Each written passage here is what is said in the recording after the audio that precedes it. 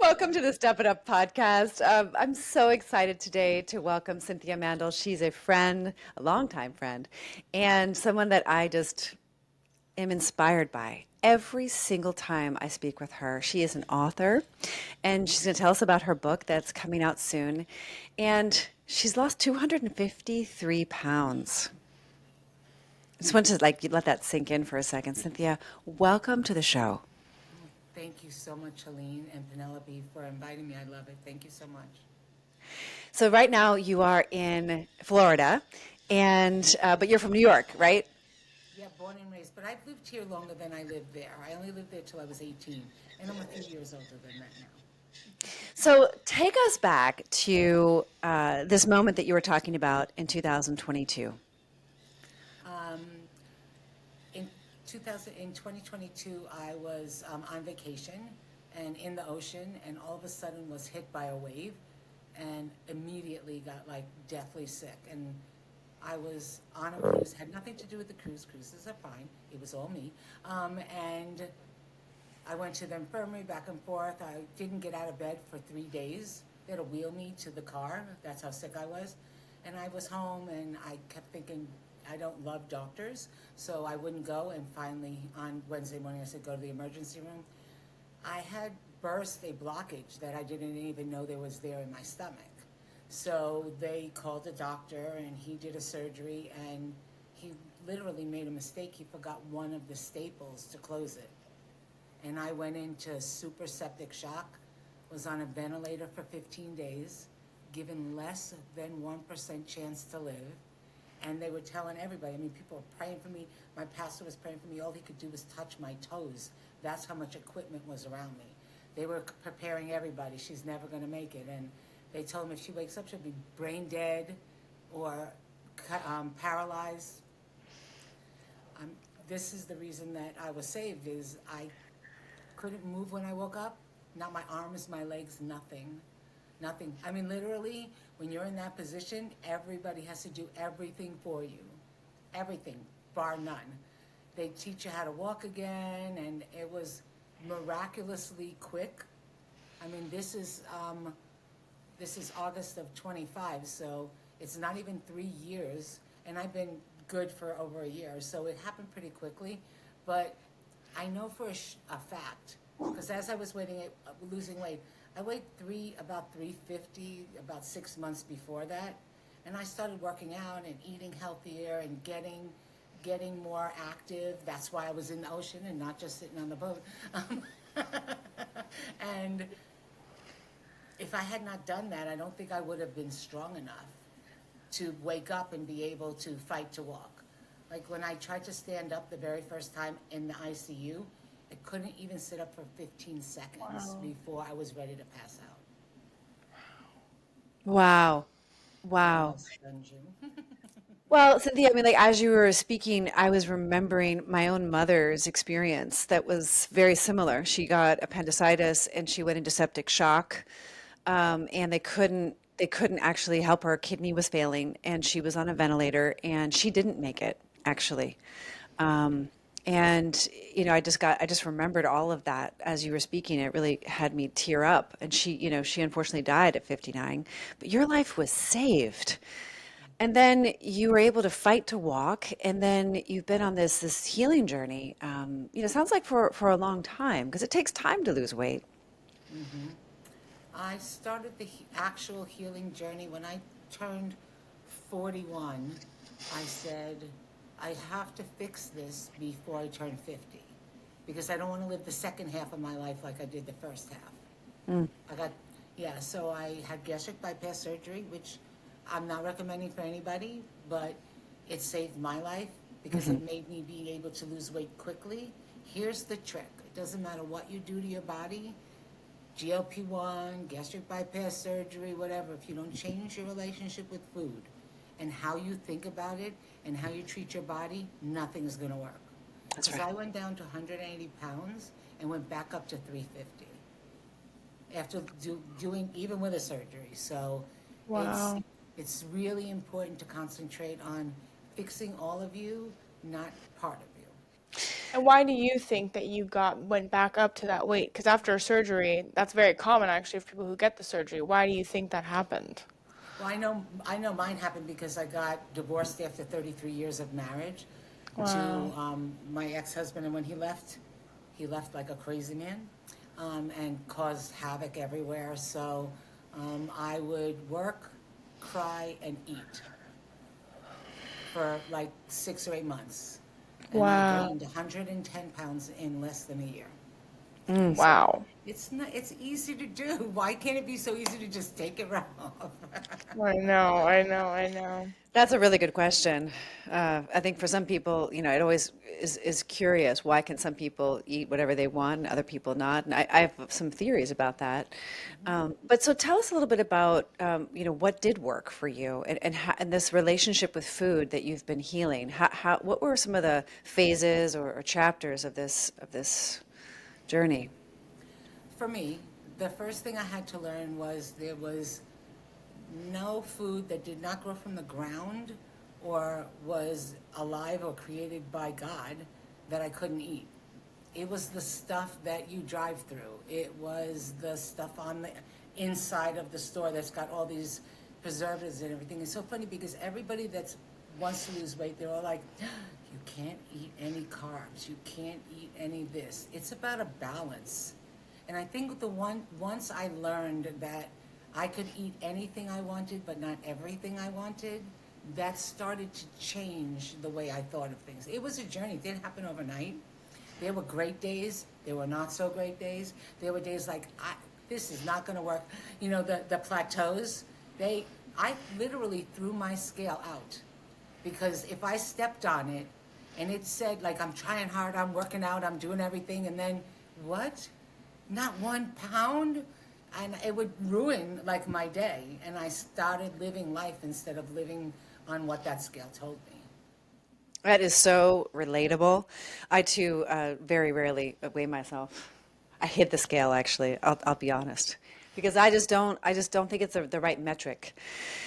And I Well, know. so that I want to say, because there are a lot of people who are listening who might be like, what? And I'm like, no, we believe in the scales and that we don't think the scale matters, because we definitely do. It can't dictate my day. Right. But that's a very important differentiating Right. point. Sure. Sure. No, I Yes. mean I'm on it I use a scale on my weight loss journey, but for it sure. does drive me insane. Your So, weight never lies, and that's the truth. It Well, just it it never does. lies. It does though. So here's the thing is my trainer told me is that like he even said to me, I said, how could I not lose like all a weight at all and then all of a sudden lose like 12 pounds? And he's like, because the amount of water that's in your body, and the bigger you are, the more fat cells you have. The less fat in those cells, they will do other things to fill them up because they want to be useful. That's what their job has been. Remember, I was 433 pounds till I was like 50 years old or something like that. So no, 45 years old. And now it fills with water. And you can go on you can have 5 scales in front of you, and a lot of times they will each weigh something else. So the scale Totally. has to be calibrated, not collaborated. So, and your bones change, right? Your gut microbiome changes. It does take a wear.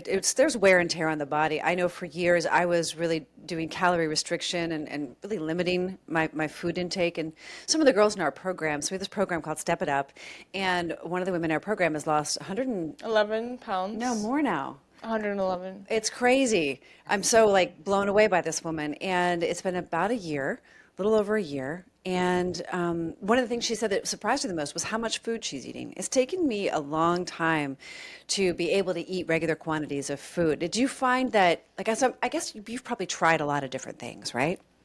To lose the weight. You know what I really did in the very beginning? I just felt I was so fat, why bother?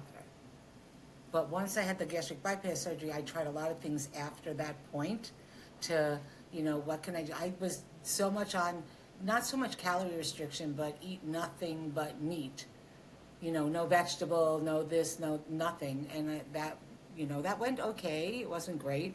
And then I decided, when I started with this trainer, I do what's called macros. So protein is the most strengthening macro, and then carbs and fat are behind it, as long as you, the way that this is, and this isn't for everybody, this is what works for me. The amount of weight I want, that's the amount of protein I get. I have a calorie amount that I want to stay under, and then I split the carbs and fat to whichever way they work out. Okay, got it. So that's you found a system that works for you.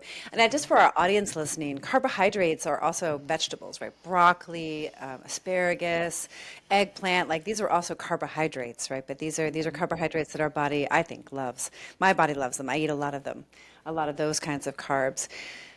So you said heal your relationship with food, and it's a big deal. Like I remember my mom had, dozens of these books, and this was a big topic of conversation around our kitchen, dinner, and lunch tables. A lot of her friends were talking about this, and it's really a journey of the heart, I feel. This relationship with food. 100% of our clients come to us and say they stress eat. They eat their emotions. And, I'd love to learn more about your relationship with food and how you've been able to heal it. And I do think eating whole foods is a big step because it gets your brain right. It gets your body right, gets your gut microbiome right. So I totally agree with that as the first step. It comes back to the limiting beliefs in our life of what was spoken to us over when we're children, or what a teacher said, or something like that. Because when we say stress eating, we're eating to cover a feeling. So we have to go to where that feeling is and try and figure that out, and then try and heal that limiting belief, and then recognize the trigger. Like if I stand in front of my refrigerator with the door open and I'm just staring, I know I am not eating because I'm hungry. Because if I'm hungry, I look, I get something, and I go. But if I'm just looking, I'm like, all right, what's happening right now? What situation did I just get in an argument with somebody? Did I talk to one of my lovely guests on the phone that make me crazy? Whatever it was. So I'm like, okay, so being aware of what you're putting in your mouth and why is the first step. I agree. Yeah, it's powerful. Most of us are just too busy or we're mindlessly eating. 100%. That's really, really powerful.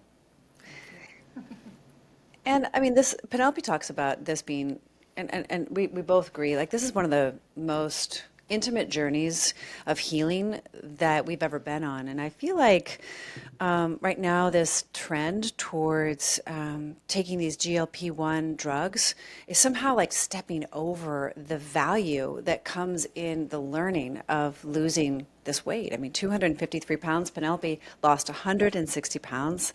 And yeah, and so, and it was funny because like she was supposed to dodge that bullet because I, of course, was going to make sure of that because I grew up in this eating disordered household and I've got my bachelor's and master's in nutrition and I'm the health coach, trainer, and, making programs and like, the guru of gurus. And here's my own daughter, morbidly obese at age 15. And it's just like, this is so important, this journey towards healing, towards recovery. And I look at the GLP-1s as kind of stepping over that. I don't know. What are your thoughts on GLP-1s? It's a really bad idea. We don't know what the side effects are going to be. What these do is they work with your pancreas. And if you have a damaged pancreas where you have diabetes or pre-diabetic or something, this helps it. If you're healthy, you don't know what the negative effect is going to be. And unfortunately, as soon as you stop taking those, what they're doing is they're working on the ghrelin and the leptin in our gut, which tells our brain that we're not hungry. So if we're messing with that, then we don't know what the outcome's going to be. And as soon as you stop messing with that, you come back. I've watched people that stop taking that gain the weight back. So you're damaging your body. If you're going to do something quick, where you need, you want to do that for a month or two, I'm not suggesting it. I think it's a bad idea. But this long-term stuff is crazy. I have a heart condition, and I was in the hospital getting a cardiac stress test. They just do that periodically. And the tech was telling me how many people she sees in there, in radiology, that are getting CAT scans because their pancreas is failing. Oh Or no. they have it, yeah, it's very dangerous. We have no idea what what the long-term effects are. Yep. And here's, That's what but we've been here's, saying. I'm sorry, Penelope, I didn't mean to No, no, interrupt. that's what we've been seeing. I'm just agreeing with you. Yeah. People are having their colons removed. People are, losing vision. They're having major bone loss. Yeah, we're very concerned also about fertility and long-term data that's lacking for, pediatric use. So, yeah, we're concerned on a number of levels about that. Because, we know enough about the gut microbiome if you're interested in health to know that when you're disrupting it with gut dysbiosis and you're disrupting it with this drug, you're going to have a whole cascade of effects. Even in the UK, they're reporting suicidal ideations and actual suicides because they're a little more detailed in the UK because of their national healthcare system, and the cost, of course, is extremely prohibitive, especially long term. So, I just am blown away that it's so popular. It just kind of is just this phenomena that Weight Watchers is taking a stand, that you can get it through telehealth, that Serena Williams is promoting it. It's just really next level. And the problem is that we live in a world that wants everything now. We have our phone, we pick it up, we have this, right? We call for, we don't even have to get off our couch. I've never used it, by the way. Call Uber or whatever the other ones called that and you don't even have to leave your house to go and get your food. We've become an instant lazy society. Yep. And that that is the thing that they're looking for, is that quick fix. And I think that before anybody can get any of this, I know that this will never happen because they won't make any money, is everybody should see a therapist for 6 months before they're allowed to take anything. Fix your mind. Fix your relationship with food.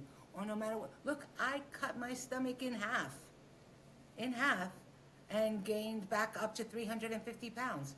I mean, that just proves that your body will do whatever it needs to fulfill the thing. There's a part in our mind, in the back of our mind, that are called, now I won't remember what it is, hold on. They're the neural pathways in our brain. Yeah. And our brain is very lazy. Our brain doesn't want to use any calories to work. So it's like being in a ditch. It will continue going through that valley until you make it go a different way. You True. have to physically and emotionally and mentally change the thought to make new neural pathways. Otherwise, you'll never get out of the pattern no matter what you take.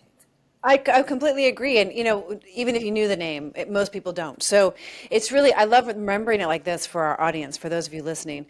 Neurons that wire together, fire together. And in order to create a new behavioral system, a new habit, you have to, like, it creates a new pathway, a different way of wiring and firing in your brain. And I don't know if you know this about me, Cynthia, but I've been studying nutritional psychology. And yeah, and culinary medicine has been a really big focal point of mine, whether it's for disease reversal and a lot of different macrobiotics, Ayurveda, the Essenes Gospels of Peace, like all these different ways of healing that we've done traditionally throughout time, the Mediterranean diet. And what's so interesting through the nutritional psychology studies, I've been seeing firsthand what you're describing. And they show you the neurology of eating foods that are highly palatable. That means foods that are high in fat, sugar, and carbs, but like refined carbs. And how these flavor bombs are engineered by these big food companies that make processed food to put you in, your brain is in addiction, just like as if you were a cocaine addict or a heroin addict. It's the same brain chemistry, which I underestimated with Penelope, and she was acting like an addict. She was begging, she was borrowing, she was stealing Yep. to get her fix with food. And it's a sheer miracle that she's sitting here today 160 pounds lighter. And I believe that it's a sheer miracle that your life was saved from that hospital bed when you were on the verge of death. And so you've taken this new lease on life. And you've written this book. So could you share with us a little more about your book? I'd love to hear, what it's about and when you're hoping it's going to come out, because it's coming out soon. Um, I will be happy to. Thank you so much. The title is The Battle Within, Overcoming Obesity and Self-Doubt. And it's a little bit of my life story, so I'll give a very short Reader's Digest version. My mom died when I was 2, and my father lost his mind, and we were split up. I went to live with my grandma with my sister, and my brother went to live with his parents. Um, I was molested by a doorman at 6 for a year and a half, and he'd give me a quarter, and I would go directly to the candy store and eat. That's where my mom dying, then this happening, it started that eating disorder pattern from that small of a kid. Then, my father decided he wanted us back, took me home back. Some bad things happened. It's all in the book. You'll see it. And then he decided he didn't want me anymore at 8 and sent me off to an institution. And I lived in institutions, 3 different ones, till I was 17. So all of that trauma, weighing 430 pounds, marrying the first man who ever said he loved me, didn't care about my size. I was probably about 325 when I met him. And I was 15 and he was 21. We were married for 33 years. And it's a little bit about that backstory, but then it's about the journey of how people are put into your life. I believe that God does that. Everybody has their own views to bring you to where he wants you to go. So I go to church. My pastor was talking about his trainer. His name is Don. And very funny, my ex-husband's name is Don. So I'll tell you a little funny thing about that after. And he did a connect group on nutrition and fitness because he's a personal trainer for 25 years. And I mean, to every Mr. Olympian down to people like me and you. And I listened to him. His heart was so good. He was so knowledgeable. I started training with him. And it's a story about that. It's a story about what works for me and what can work for you. At the end of each chapter, I give you little prompts. Like after I talk about, being sent to an institution, at the bottom I say, what trauma has happened to you that you can remember that is leading you to, so it's got journal prompts and action plans after each chapter, because I don't want to just tell you my story, I want to help you. And I'm out here being as raw and honest as I can about everything that has happened to me, because there are so many hurt and damaged individuals. And when I say damaged, I don't mean like badly. We're damaged inside. We've been hurt. If you hit a car, it's damaged. It doesn't make it a bad car. And I want people not only to lose weight, but I want them to heal and change their lives. That's kind of it in a nutshell. Beautiful. Wow. What do you say for all of the people who think they cannot lose the weight? They think they're special and unique and their bodies just can't do it. Like, what's your best advice for those people? I will be the real raw me. That's incorrect information. That is one of the limiting beliefs in your life, telling you you can't do it. The only time you can't do something is when you say you can't. It's so funny because sometimes, like when I first started this journey, like 10 years ago of really healing my mind, body, and soul, I used to spit at myself in the mirror and say how much I hated myself, because that's just where I was at. I used to wake up wishing I never woke up almost every single morning. So I started watching this, happened to be a pastor, but I watched him as a motivational speaker, and he started to speak things into my life, like what you have to do is you have to change your thought. So as soon as you get a negative thought, like, I'm the stupidest person on the earth, you have to go, that's not true. And then replace it with what is true. And that's going to start your path of changing your mind. So it's a step-by-step thing. And sometimes, just like in life, we're moving like this. And then all of a sudden, something will happen and we're all the way back here. It's not a destination, it's a journey. And we keep changing and morphing and improving until we go home. Yeah, I just was thinking like brainwashing. It's like we actually have to wash our brain. We do. They used to like talk about washing our mouth out with soap. That was kind of a thing they did, what parents did to kids back in the day when they said curse words. But here we have to literally wash our brain. It's like stop. Because what I realized when Penelope said, Mom, after she lost the weight, she said, Mom, I want to start a business. I want to help people like you, Cynthia. We were so motivated. We said it's possible to lose weight naturally. Our bodies were designed to heal themselves. through the use of the food that all the plants in the kingdom on the earth, and so all those plants go in to heal our body. And with my science and background, like I clearly phytonutrients heal the body. You can actually prevent chemo by just eating phytonutrients. Well, target strategic use in high concentrations at times. There's it's a whole thing. But so I said, well, obesity. Well, obesity, that's kind of intense. But the more we looked into it, it was clear that our whole lives had prepared us to be prepared, to be ready to help people, to understand the complexity, because it's not only about food and fitness at all. And if it were, then it would be easier. But we have a really big issue on our hands. We have half the kids or more that are obese now in the schools. When I was a kid, when you were a kid, that wasn't the case. Like, I was the only fat kid in school. So we do have to do something drastic to change the trajectory. And so I love that you've created this book and that you've, wanted to help through it. And what we realized was that this is really about hopelessness. You were just describing your suicidal thoughts. Penelope also was suicidal. Do you think it's the food that's making us hopeless and depressed? I think it's a combination. I think it's a combination of us seeing ourselves as bad because we're eating over, we're doing this, we're associating who we are with what we eat, which is an automatic thing that's going to put you down. The food is made to, it got these little things that the food industry gives dopamine hits to us. So that is something, the statistics are staggering.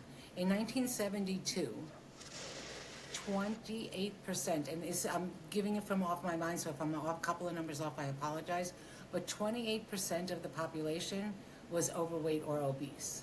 Now it's 83% in 2025. 83%. It's got to be what we're eating. What would be the other? There's no other answer for that.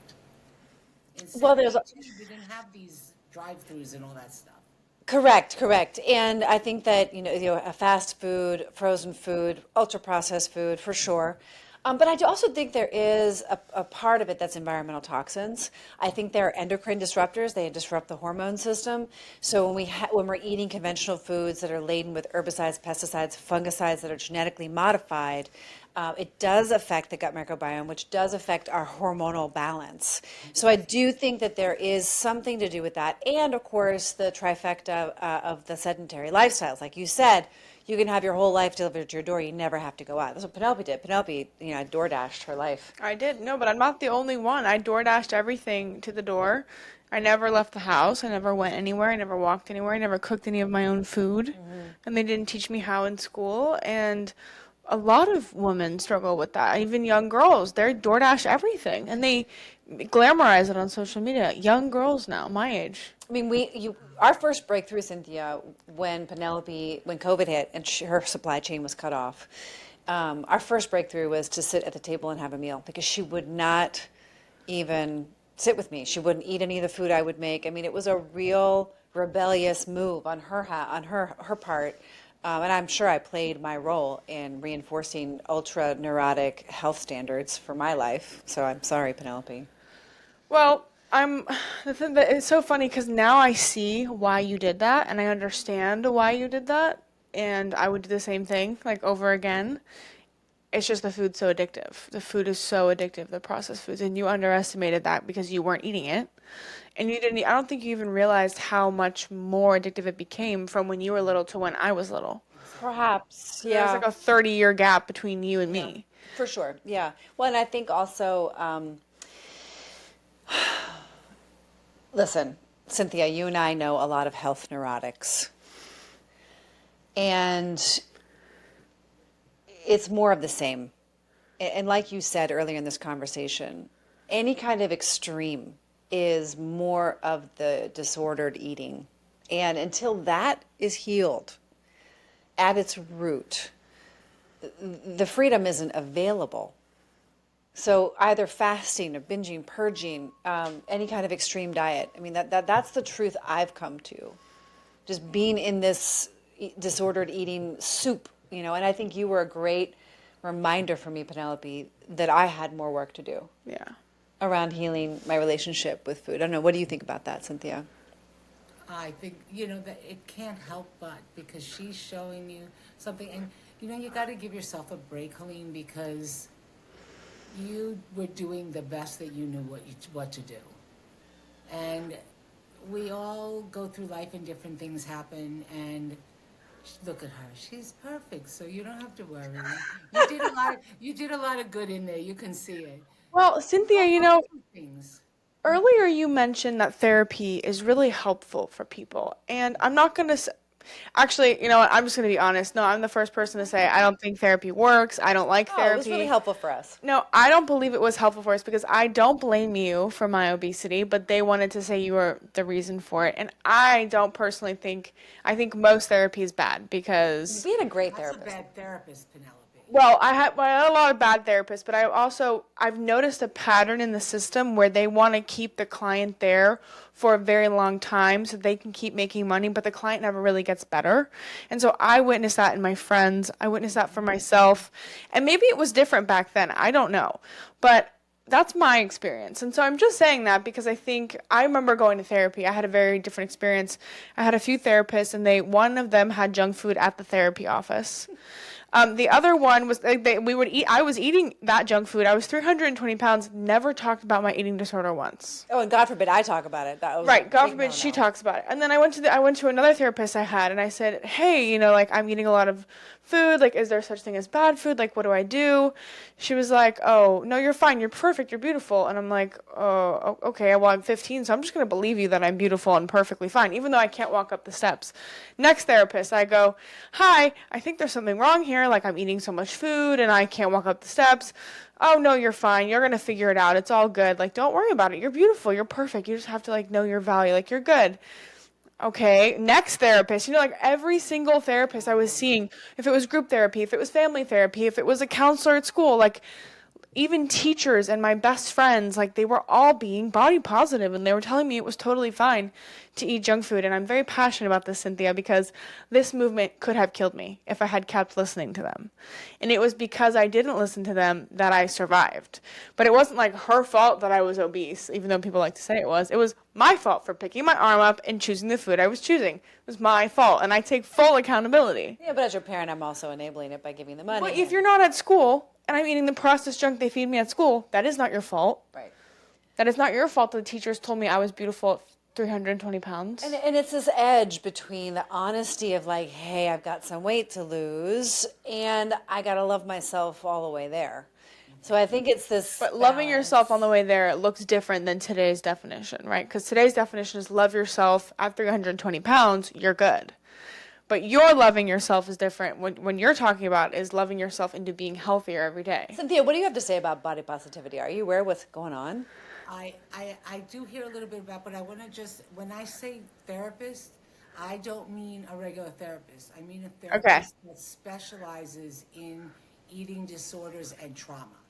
Okay. There's a lot of quacks out there, babe. Yeah, there is. There is. Anybody that would tell you, first of all, anybody that would be, like if you want to have junk food out there when nobody's around, that you eat what you want, but you can't be bringing people in and having all that stuff. That's not, you're damaging them.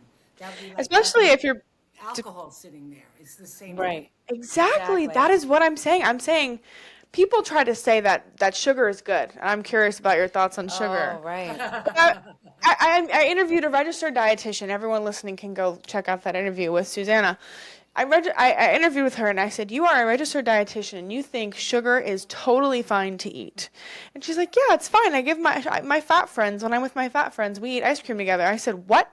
Did you just admit that you, a registered dietitian, eat ice cream, sugar, with your overweight best friend on camera? I was shocked because I was like, that's the same thing as giving cocaine to somebody. What do you think about that, Cynthia? Wait, I was going to tell Cynthia that I then told her that I've seen people recover from cancer at Hippocrates from not eating sugar and kill their cancer cells with it and like completely recover. They're like walking and because they don't eat sugar. And she's like, that's ridiculous. And I'm like, I've seen it with my own eyes. Yeah. Anyway. What you have to understand is that they're looking at it from a chart from 50 years ago. So 50 years ago, sugar was different than sugar is now. It was Yeah. natural. It came from the sugar cane. 50 or 60 years ago, there wasn't all this processed stuff. So a little bit of sugar is not bad for you. A little bit. You put it, like at Christmas, you have this or that.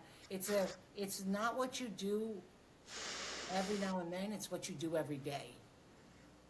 And I I don't, I worry about this is good, this is bad for people who have eating disorders, because like you said, you're already saying that you're a bad person because of what you weigh. If you were an off balance person, but I don't think you were ever a bad person. And I think when somebody says, and I could be totally wrong, I think when somebody says you have to love yourself at 320 pounds, I don't think they mean, and some people do, because I know that's the thing now, being FAT, no more FAT, it's PHAT. So I get that that's a culture. Yep. Yep. But I think when I say that to people, I want them to look at themselves and say, I love you enough to care for you. That's right. Yes, I agree with you, but I know that the mainstream idea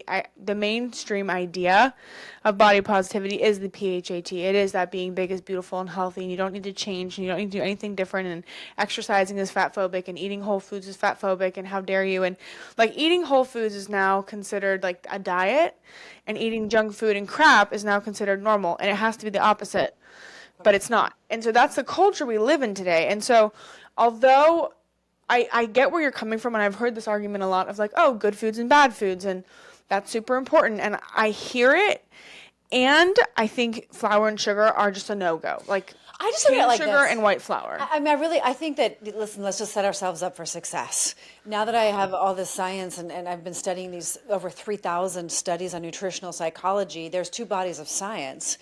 And they're both saying opposite things. So if you have an eating disorder, a binge and purge eating disorder, there is a body of research that says, hey, by labeling foods good and bad, you actually reinforce the behavior of the binge purge eating disorder. So those people should eat cookies, ice cream, pizza, candy, so that they can get over. Hold on, this is part of their recovery. But then there's this other. Well, I agree. Right, me There's this too. other body of science that says no, those foods are addictive and they hijack your gut and your brain and they shift you into full-blown addiction mode. So if you're an alcoholic or a drug addict, you would never give them cocaine, just in moderation, ever. Right? It's the same biology, physiology, and neurology. So I say just set yourself up for success, and just be aware that these foods just don't work for your body. There are trigger foods for me. I love tortillas and pasta. Even though they're healthy foods, I can get chickpea pasta, lentil pasta. It doesn't matter how much I make, I'm going to eat it all. So I just don't have those foods around. And I recreate things that kind of make me feel like I'm eating those things that don't, have those same effects on me. But right? also for someone listening who's like, no sugar, no flour, that's crazy, and I That's so believe that body of extreme. that.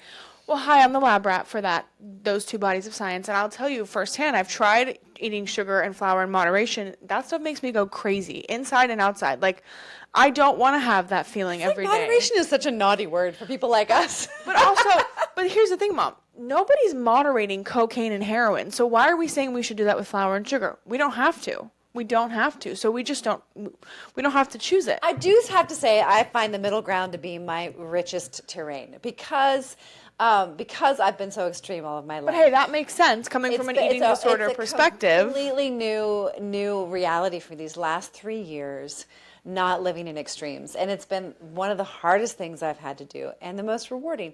And I feel like my metabolism is finally healing, where I don't have to be so restrictive just to get, myself towards my goal weight. And it's not easy. I'm not going to lie, but it's been, I don't know. Can you relate to that, Cynthia? 100%. And when I say things like good and bad, I don't mean that. So I replace that with healthy, unhealthy. Yeah. See, that's what I'm saying. I'm saying the label. Like my trainer, I had to train him to say, he's like, okay, you've been almost as perfect as possible this last month. You need a cheat day. And I said, I never will call it a cheat day. I will call it a treat day. You can have whatever you want. But that is the reward for hard work. And whatever it is for you, it's not a day, it's a meal. You eat what you, and like I don't do that a lot because it's like a pattern for me now. I like to eat as healthy as possible, as much as possible. Some people really need that in their life. And to me, it would not be, it would used to be like eat cake and ice cream. Now it's like I want to, go eat something that's like maybe, I don't know, what people eat. I'm not a big, like cheeseburger and fries. I'm not a big cheeseburger and fry person. I'm just using that as an example. Something that you wouldn't normally eat every day. Your body needs that. Technically, your body really needs this. And you can correct me, Helene, if I'm wrong, that every now and then, because you've been this way, you need to shock your body into restarting your metabolism again. So you We need to do. put something that's going to push it every now and then, otherwise you'll plateau too long. Exactly. We yeah, immediate every time you plateaued, you changed it up. Every time I plateau, I change it up. And it really, our bodies definitely need adversity. So, but yeah, what's your go-to? Like, what kind of healthy foods do you like to have on your hardworking days? I'm very structured. It's not intentional. I live alone. I work a lot of hours. I'm answering the phone at 8 o'clock in the morning. I'm answering the phone at 10 o'clock at night. So I do a lot of rotisserie chicken, sweet potato, string beans, salad. Um, I love a really good salad with some really good vegetables in it. I love Greek yogurt with some berries and cinnamon. Um, it's so boring. No, I love No, all I of love that. Are all you of that. kidding That's me? There's great. like 1,000 things inside of that that you can do. That's incredible. So that's kind of what I like. Like I, if I'm going to eat a steak, I will only eat it out. I'll tell them to put it on the part of the grill that doesn't have any oil on it and don't put that butter. So you have to know if you're going to go out to eat, because everybody wants to be able to go out and eat. You have to Sure. know what you can ask for and what you can't. Right. You can ask them to do everything. Whether you can guarantee that they're going to do it that way, no. But at least you've put your best foot forward to try and Yeah. get it to be the best that you can. I have Yeah. not really ever been to a restaurant where they haven't. Like, don't, if you're going to go, like, I crave steaks. I don't know why. I think it's because of the gastric bypass surgery. My irons always fluctuates because of the fact that I don't absorb well. Um, at like every now and then, I'm like, oh my gosh, I just need to eat a steak, and I'll always do that out because I cannot cook a steak. I cannot cook breakfast. Like, if you want an omelet, don't come to my house because you are Oh my. going to get scrambled eggs. So I try and just eat all whole things. I have a lot of different. I rarely eat something processed. Rarely. Unless I'm at Yeah. somebody else's house. Like, I don't bring, there, if you look at my house, there is not a box in here. Nothing. Wow. That's Um, amazing. the only thing that I do eat that's already processed, drink, is my protein shake. Because I need so much ounces, macros of protein, I have to drink 2 protein shakes a day. The one I like is Fairlife. They have a core, which has 42 grams of protein in it, and it's 230 calories. And then they have the regular Fairlife, which is 150 calories with 30 grams of no carbs, of protein. So in one drink, it takes me a little while to drink that much. In one drink, I'm getting 72 grams of protein, which is Wow. almost half of my day. That's incredible. That's really puts you ahead of the game. Yeah. Yeah, It can be because I challenging, eat a lot of, especially with I'm sorry, go ahead. with the gastric bypass surgery. You got to have that protein for the weight loss. You got to have the protein, and you really have to strategically. You are structured, but you have to be structured. You have to structure exactly the timing of your hydration with your nutrition. I mean, that's the commitment you make when you get that surgery. It's crazy because you have to be very careful with it.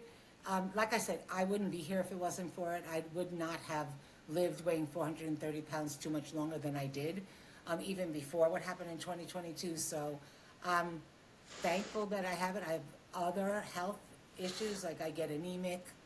I have to go for iron infusions.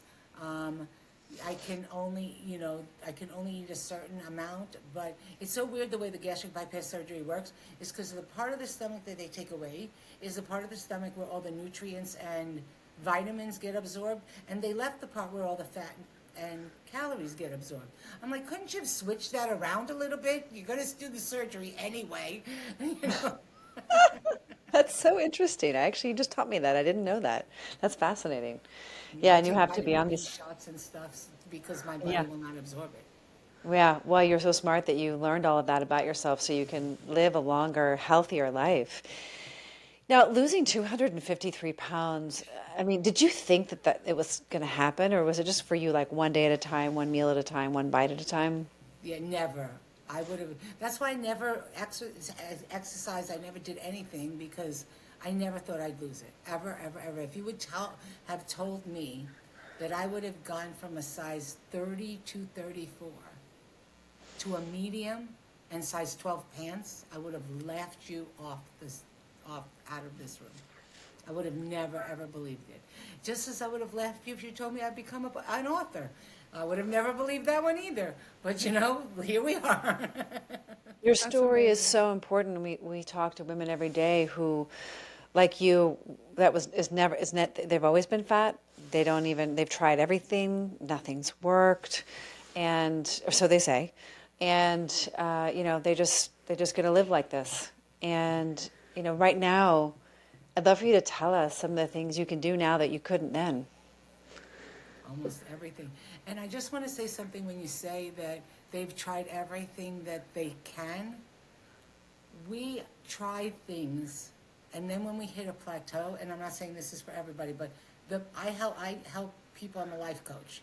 I help people get over some trauma and get over the food addictions and things like that. So when I talk to these women and I say to them, yes, you've tried this, this, and this. How long did you try them for?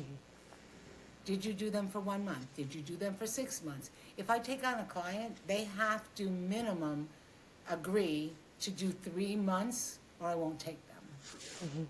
Because I want you to commit to working on you.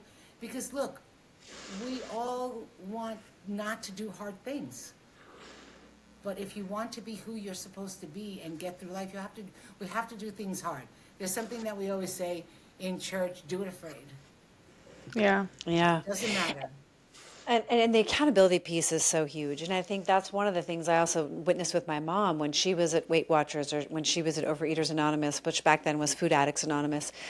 The support is why the behavior change works. And the lifestyle change is important, like what you eat, of course, how you prepare it. All those things are really important. But having someone in your camp, and I know there have been a few women that needed more than, they needed more depth, they needed more attention because they did have this trauma that needed to be healed while they were doing the forward momentum lifestyle changes. So there is this, I really want to encourage women who are listening that you might need both for a little while. And yes, it's a lifestyle change that's going to seal the deal, that's going to lock in your results, that will hopefully be the thing that has you never looking back. And know that you're needing that extra level of support with the trauma resolution it may also be required. So many women, I mean, they're completely paralyzed with their fear and their anxiety, panic. They don't drive anymore. They're afraid to go out because they don't want to be seen. I mean, what we're dealing with is quite severe. I mean, we're on the front lines just like you, Cynthia, like really interfacing with the reality of what it's like to still live in these bodies that it's like they aren't even ours anymore. The women who we talk to who are like 400 pounds and 350 pounds, it's challenging, Yeah. but there's hope. Yeah, I'd like to talk to that specific group right now. Um, I know you're feeling. I know that it is so hard to stand up. It's hard to walk. But life change starts with one step. So if you cannot walk out of your house, take 10 steps from your couch to the door and back. And Yeah. just do it a couple of times a day. We're not building a tiny house where you can slap it together in 5 minutes. We're building a foundation for a change in your life. And never tell yourself you can't do it, because if you tell yourself you can't do it, you've already lost. The only thing I can tell you is you got to find out what's deep inside of you and fight. Because you're worth fighting for. Your family is worth fighting for. Your life and health is worth fighting for. Yeah. So figure out there's an old saying, it's not what you're eating, it's what's eating you. Yeah. figure out what that is and heal it, because on this side of things, I mean, I, I don't want to cry. I went on a mission trip to the Dominican Republic, and we ran around the whole city. We were in a prison, we were doing different things, and I never would have been able, first of all, I wouldn't have fit on the plane. I remember the first time I got on a plane and can use a regular seatbelt without the extension. I It was, know, that's a good that was a feeling. big deal. Big deal. Big deal. No, you're so right, 100%. It's a really, really, really, really, literally a big deal. Yes, ma'am. So, just to let you know that it's hard. It's not an easy thing you're about to do, but do it anyway. And I want to add to what you're saying. If you're someone who's thinking about getting on a GLP-1, or or you're already on one and you're thinking about getting off, like Cynthia is talking about, this journey is so powerful when you do it naturally, when you use nature, when you use your mind, when you heal these patterns that are deep within you, and that's what a drug can never do, or even a surgery can never do. Like, what really, really gets the healing is the natural journey of facing the fears and facing the demons that come along that huge mountain you have to climb and you think you can't do it, and then you can, and then you do it. That is to me, the most gratifying thing that I've ever done in my life. It's like, for me, it's the biggest badge of honor for myself. Like, I give myself respect for that alone. Like, no material object will ever compare to that journey for me. And so, You oftentimes talk about it as if it was like a a monkey demon. on your back, like a demon, like who was suffocating you, because you can't breathe when you lay down when you have so much fat on your You body. can't recognize yourself. You don't know why you're acting the way you are towards others. You don't know why you do things mindlessly. You have a messy room. You have a messy house. Messy finances. Messy finances, messy relationships, messy mindset, and everything's falling apart. And it's just too much on your body, on your mind. You can't even control it. You feel like you're out of control. Yeah. I mean, it's a kind of hell.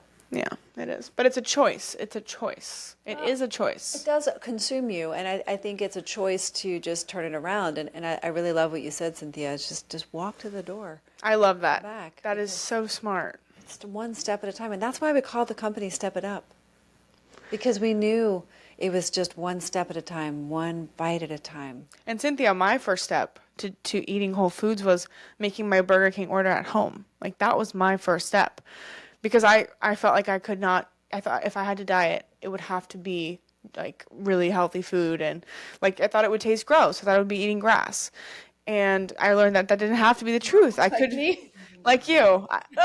Yeah, like you eating wheatgrass. Ah, I thought that was gonna, disgusting. I Shoot know me it's in the neck gross. now, okay? It's so gross. I know. I know. But so Sorry, anyway. wheatgrass juice people. Sorry. No, it's okay. It's just that a lot of people have that mindset of like, oh, well, if I'm going to lose the weight, it's going to be gross. And that's why Mom and I made Step It Up. Because I was like, no, you can have all the food you love that you have at Burger King or McDonald's or whatever your favorite food is. You just have to make it at home using whole ingredients. And you won't want as much of it. You won't eat as much of it. You'll feel satisfied.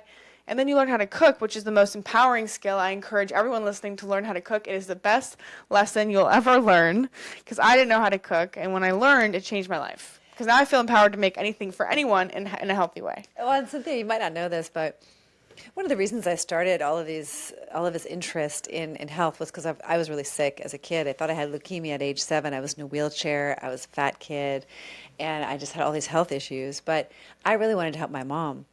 And I started the education, the bachelor's and master's degree in nutrition, because I wanted to help my mom, because I saw her struggling. And unfortunately, she died before I could really get the skills nailed down and locked in for healthy food tasting great, which has been, I think, it's so fun. We have so much fun making food for other people. Like, for this morning, Penelope baked these muffins. What were they? I was trying to do a take on the hummingbird cake, but then I added nectarines and I added walnuts, so it became a hummingbird nectarine cupcake. We had someone in the house came and they're like, "What smells so like everything was just smelling good, and it was just also full of protein, and it's just also healthy." Oh, I make only gluten-free, sugar-free baked goods. Yeah, and so I'm just like illustrating this because health and flavor have to go hand in hand. If it's for me, at least, and I knew that was the way it was going to be for my mom. So now I feel like I have to help as many people as I'm allowed to help in the life that I have been given. And that's really, why Penelope even said, if I knew it tasted this good, I would have started a long time ago. I don't know if you think that that's healthy, Cynthia, that we still want to enjoy food and celebrate it. Absolutely. Food is a huge part of our lives. Everything we do. Let's go to a meeting. We'll go have coffee and something. Let's go to lunch. We're going to do a birthday party. You cannot socialize without food.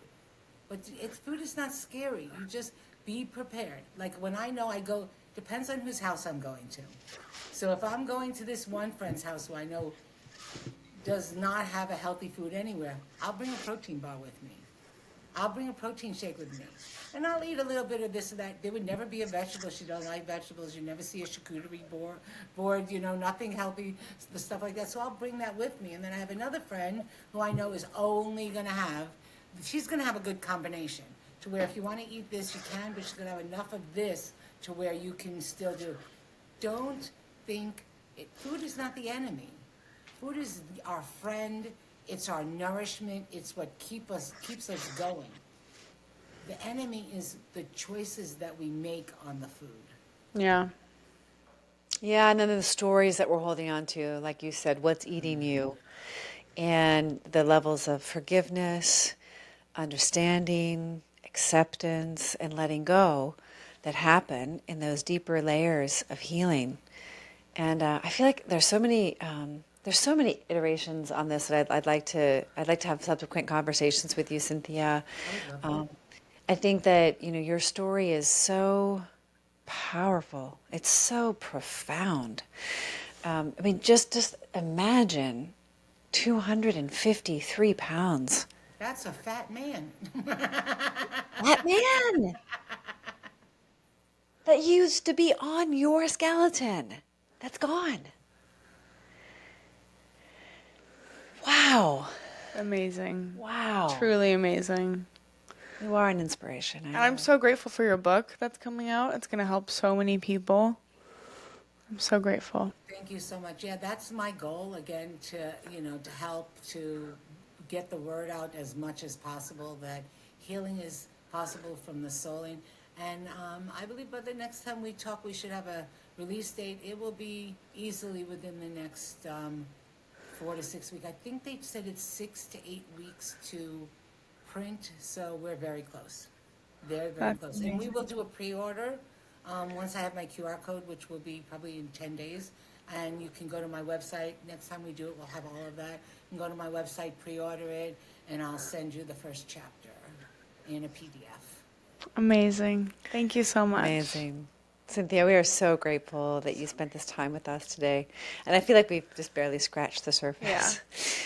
Yeah. Imagine the millions of women out there who are where you were. Yeah. They're waiting to hear our stories. Yeah. Because we need to We're here to do it, Penelope. Yes, we are. Yeah. Yeah. We think food should be delicious. And so we've been talking about that on this podcast, and we have our Substack. So definitely subscribe to our Substack to support our work and get some amazing, delicious, amazing recipes. Did I say amazing? They are so mind-blowing. And behind the scenes of what we do every day behind these cameras and behind this pod. Subscribe to our YouTube channel, like, share, and comment. It helps boost this video out to the algorithm. And follow us on all of our social medias down below. We will see you all the time.